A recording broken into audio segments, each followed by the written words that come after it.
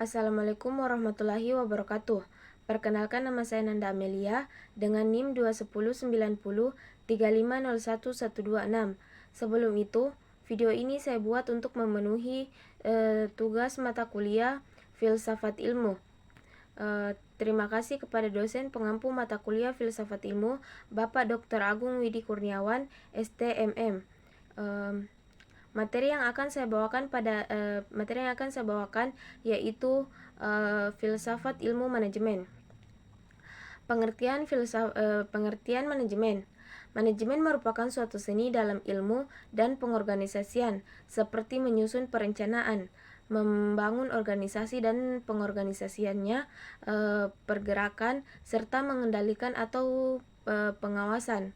Sedangkan menurut Handoko, manajemen adalah proses perencanaan, pengorganisasian, pengarahan, dan pengawasan usaha-usaha pada para anggota organisasi dan penggunaan sumber daya organisasi lainnya agar mencapai tujuan organisasi yang telah ditetapkan.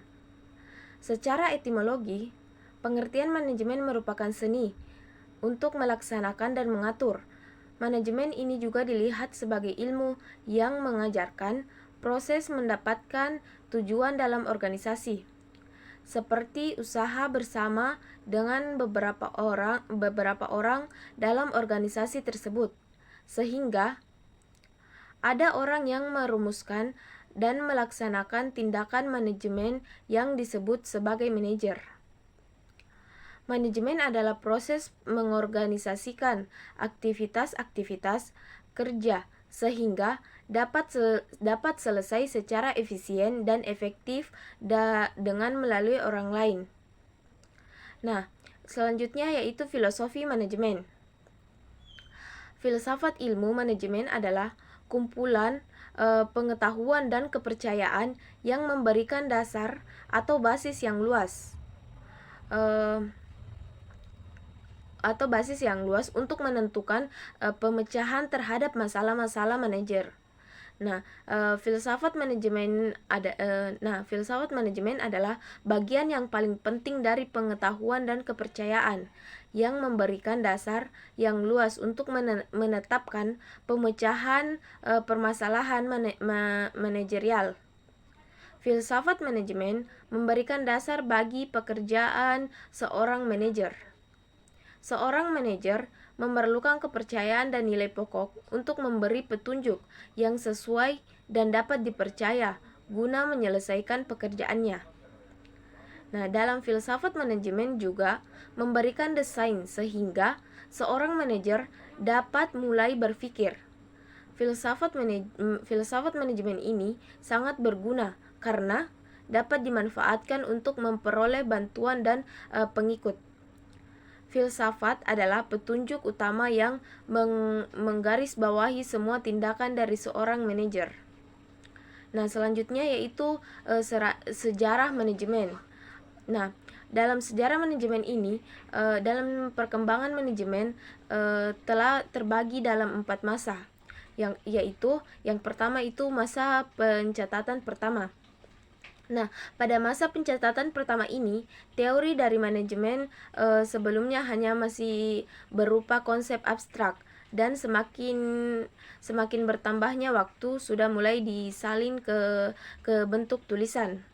Tulisan tersebut akhirnya telah dijadikan sebuah referensi pada manajemen modern. Seperti ada beberapa teks militer kuno yang sudah dikutip untuk dijadikan pelajaran dari manajemen sipil, yaitu salah satu contohnya yaitu The Art of War, Jenderal Cina Sun Tzu pada abad ke-6 sebelum Masehi. Pada tulisan tersebut menyarankan kita semua untuk menyadari dan kemudian bertindak dari kekuatan dan kelemahan sebuah organisasi, baik itu adalah seorang musuh maupun seorang manajer. Selanjutnya pada masa abad ke-19.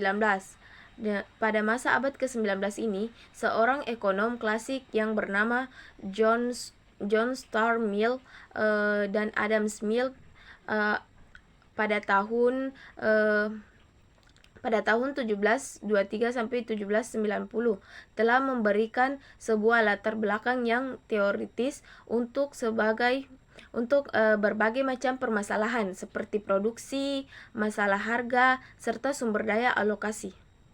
Nah, selanjutnya pada abad ke-20. Nah, pada abad ke-20 ini disebut juga sebagai era manajemen. Disebut juga sebagai era manajemen ilmiah. Nah, hal itu dikarenakan sudah banyak sekali tokoh yang memperkenalkan dan mengemukakan manajemen melalui segi ilmiahnya.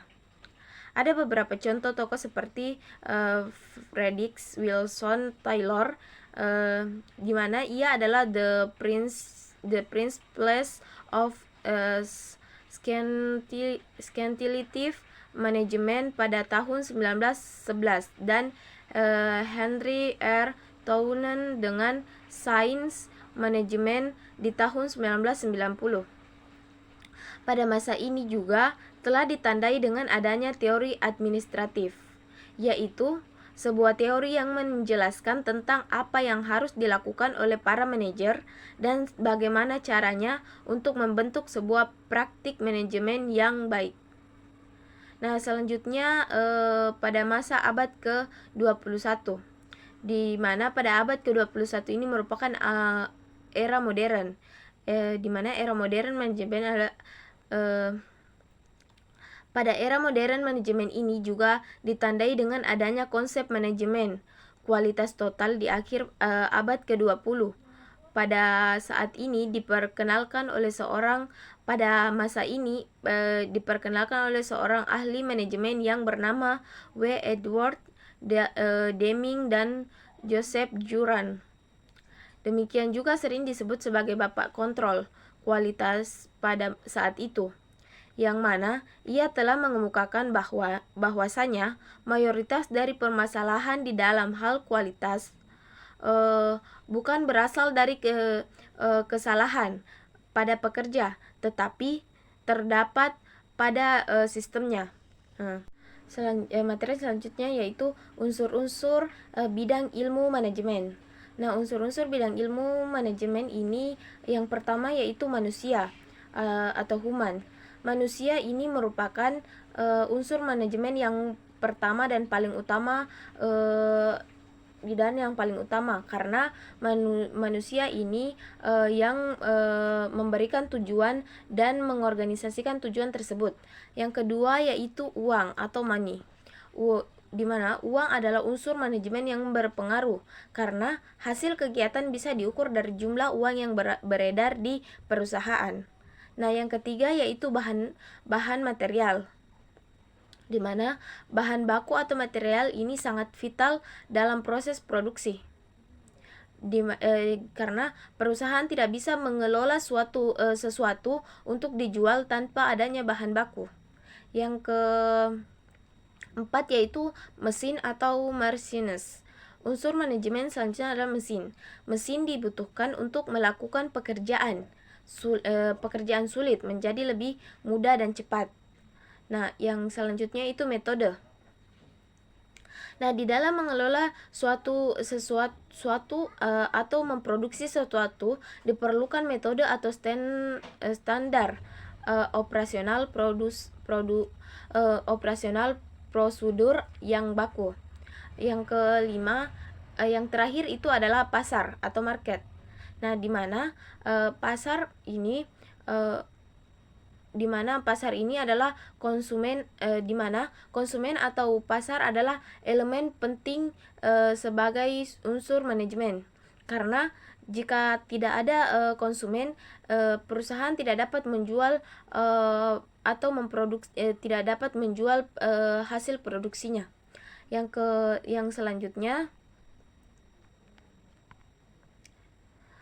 selanjutnya yaitu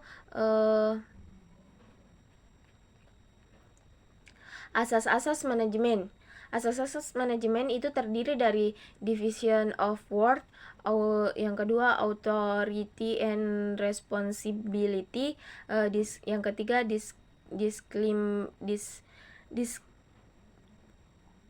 disiplin, discipline, yang keempat unity of command, yang kelima unity of direction, yang keenam subordination of individual interest into general interest, yang ketujuh remuneration of personnel, yang kedelapan centralization, yang kesembilan scale of crane atau hierarchy, yang ke-10 order, yang ke-11 equity, yang ke-12 initiative, yang ke-13 esprit de corps atau asas kesatuan, yang ke-14 stability of truth or of personnel atau kestabilan jabatan karyawan. Yang selanjutnya yaitu fungsi manajemen. Fungsi manajemen itu terbagi menjadi 4. Yang pertama yaitu planning atau perencanaan, di mana manajer menetapkan tujuan lengkap dengan cara dan strateginya. Yang selanjutnya yaitu organizing atau proses pengorganisasian, di mana fungsi manajemen ini berfokus pada pengetahuan sumber daya fisik dan manusia yang perusahaan miliki guna merealisasikan rencana dan tujuan. Yang ketiga actuating and directing atau fungsi pengarahan, di mana ini merupakan usaha untuk menghasilkan kinerja yang lebih efektif dan efisien dengan menciptakan suasana kerja yang dinamis. Yang terakhir yaitu controlling atau proses pengawasan merupakan 4 fungsi manajemen. Controlling atau proses pengawasan yang dimana controlling atau proses pengawasan ini yang digunakan untuk tujuan pengendalian dalam mengendalikan sebuah perusahaan atau dalam membuat sebuah produksi. Sekian yang bisa saya jelaskan. Wassalamualaikum warahmatullahi wabarakatuh.